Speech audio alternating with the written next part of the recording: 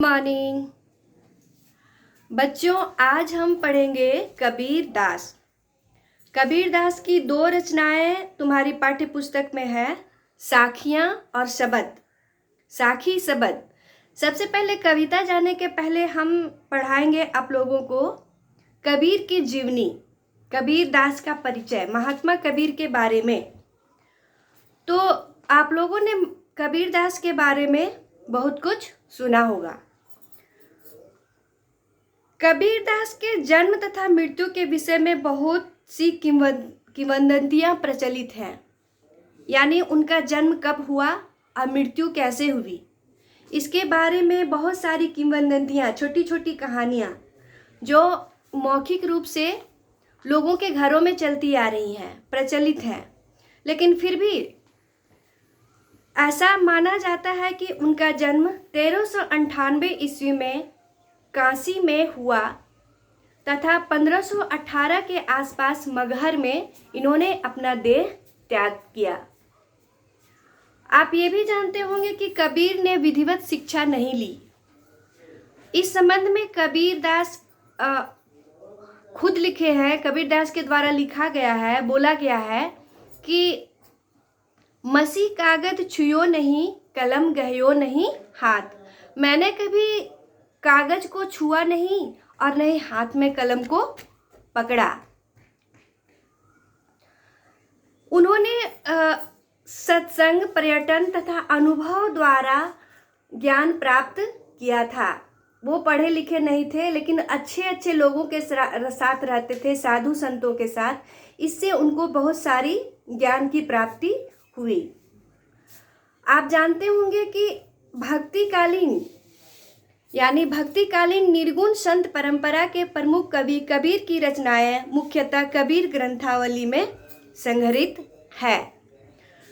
कबीर दास भक्ति काल के कवि थे और भक्ति काल में दो धाराएं होती है, एक सगुण धारा और निर्गुण धारा। तो भक्ति काल में निर्गुण धारा में ये हुए कबीर दास। सगुण उसको बोलते हैं जो भगवान के साकार रूप में जिसकी पूजा की जाती है, जिसकी वंदना की जाती है, वो सगुण रूप होता है। लेकिन भगवान के निराकार रूप का जहाँ पूजा किया जाता है उसको क्या बोला जाता है? निर्गुण। तो ये निर्गुण संत परंपरा के कवि हुए।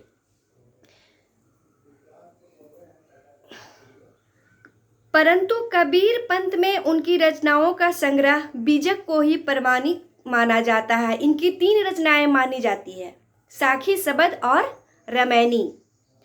और इनकी कुछ रचनाएं गुरु ग्रंथ साहब में भी संकलित है।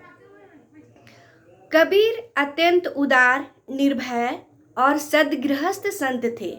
वो बहुत उदार थे और किसी से डरने वाले नहीं थे। एकदम जो उनको बोलना रहता था वो बेबाकी से बोल जाते थे। और वे गृहस्थ थे।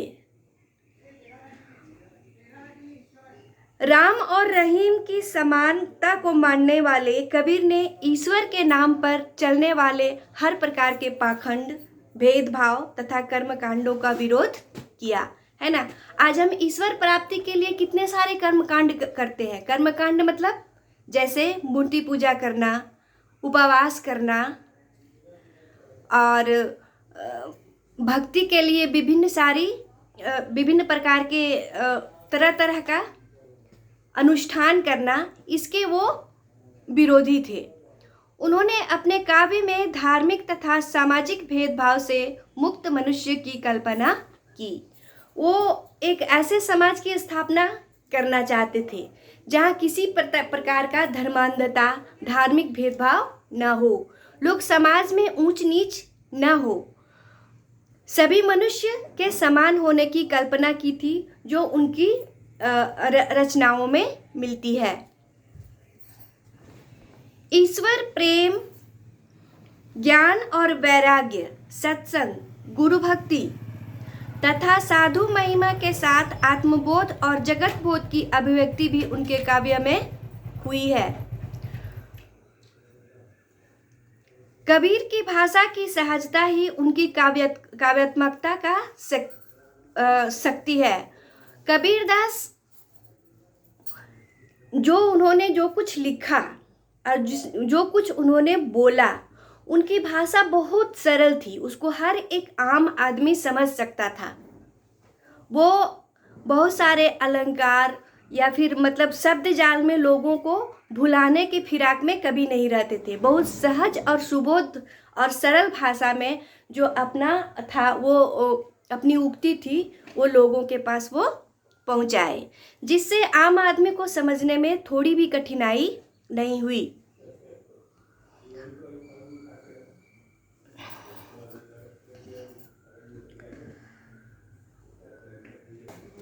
जनभाषा के समीप होने के कारण उनकी काव्य भाषा में दार्शनिक चिंतन का सरलतम ढंग से व्यक्त करने की शक्ति है। चूंकि उनकी जो भाषा थी वो लोक भाषा थी, इसीलिए लोक भाषा में अपनी दार्शनिकता को बहुत अच्छी तरह से वो उतार सके और वो बहुत आराम से अपनी जो दार्शनिकता है आम लोगों के बीच पहुंचा दिए। यहाँ संकलित कुछ साखी भी हैं और कुछ शब्द हैं, जिसमें प्रेम का महत्व, ज्ञान की महिमा, बाह्याडंबर का विरोध, भावों का उल्लेख किया गया है। शब्द पद में बाह्याडंबरों का बाह्य जोड़ आडंबर, इसका आप संधि विच्छेद करते हैं ना। आडंबर मीन्स क्या होता है? दिखावा। बाह्य मतलब बाहरी, यानी बाहरी दिखावा, साधु संत होने का दिखावा, लेकिन हम अंदर से क्या करेंगे? मांस भक्षण करेंगे। तो ये सब बाह्य आडंबर का उन्होंने काफी विरोध किया। ईश्वर के प्राप्ति का संकेत है तो दूसरे में ज्ञान के आंधी के रूप में के सहारे ज्ञान का महत्व का वर्णन है ना। ज्ञान का कितना बड़ा महत्व होता है इसका वर्णन उन्होंने किया है। तो कबीर का कहना है कि मनुष्य ज्ञान की सहायता द्वारा अपनी दुर्बलताओं से मुक्त होता है। मनुष्य के अंदर जितनी भी कमजोरियां हैं, माया है, मोह है, अगर सही में उसको ज्ञान की प्राप्ति अगर हो गई तो वो इससे थोड़ी सी मुक्ति जरूर पाता है। तो अपनी दुर्बलताओं को हटाना है तो हमको ज्ञान का होना बहुत जरूरी है। ये कबीरदास का मानना है। तुम लोग कबीरदास के बारे में बहुत सारे दोहे घर में भी पढ़े होंगे, सुने भी होंगे। कबीरा संगत साधु की, जो गंधी को बास, जो कछु गंधी दे नहीं तो भी बास सुबास। कबीरदास की उल्टी बानी, मारे कमल भीगे पानी। तो इस तरह की बहुत सारी उक्तियां आपने सुनी होंगी। तो अब हम आते हैं आपकी पाठ्य पुस्तक की तरफ।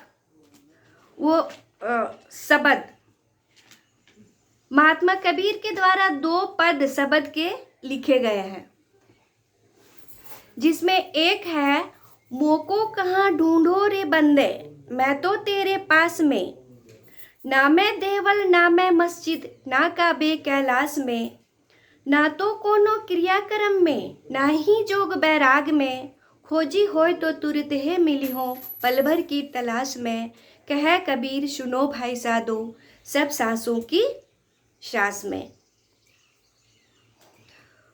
तो कबीरदास कहते हैं,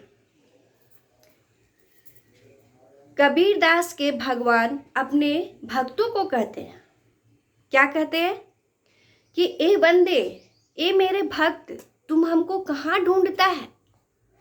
मैं तो तुम्हारे बहुत ही नजदीक हूं।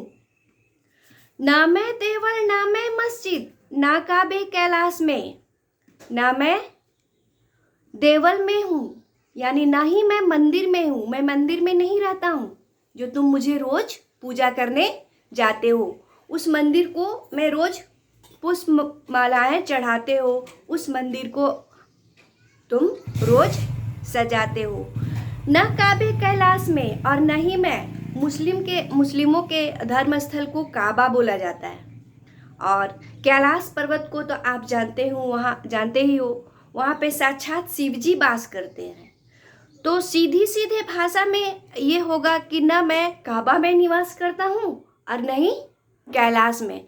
या फिर अगर आपको मुझे ढूंढना है, अगर सचमुच में तुम मेरे भक्त हो और तुम मुझे ढूंढना चाहते हो, तो तुम्हें न काबा जाने की ज़रूरत है और न ही कैलाश जाने की ज़रूरत है। न तो कोनो क्रियाक्रम में, न ही जोग बैराग में। फिर आगे कबीरदास कहते हैं, और न ही मैं उल्टी सीधी किसी का क्रियाक्रम में निवास करता हूँ, है ना, न ही मैं जोग टोन में निवास करता हूँ, और न ही मैं बैराग्य में हूँ। तो आखिर मैं हूँ कहाँ? तो फिर कबीरदास बोलते हैं, खोजी होय तो तुरंत ही मिलियो। अगर सचमुच तुम हृदय से मुझे ढूंढते हो, दिल से अगर मुझे ढूंढते हो, तो मैं तुरंत तुम्हें मिल जाऊंगा। और वो भी कब? बस तुम्हारा दिल, तुम्हारा मन, तुम्हारा आत्मा स्वच्छ होनी चाहिए। मैं तुमको तुरंत ही तुम्हारे पास में मिल जाऊंगा, और वो पल भर भी देर नहीं लगेगा जब मैं तुम्हारे पास होऊंगा। कबीरदास फिर आगे कहते हैं कि सुनो भाई साधो, कह कबीर सुनो भाई साधो, सब सांसों की सांस में। कबीरदास आगे कहते हैं कि सब तुम्हारे सांस में ही निवास करता है। यानी इसमें फिर से मैं भावार्थ तुम लोगों को बताती हूँ।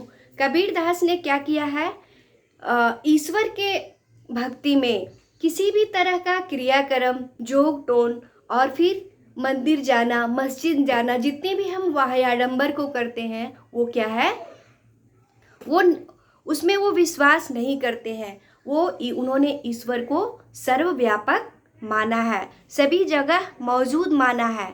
वो किसी दिखावे में नहीं रहते हैं।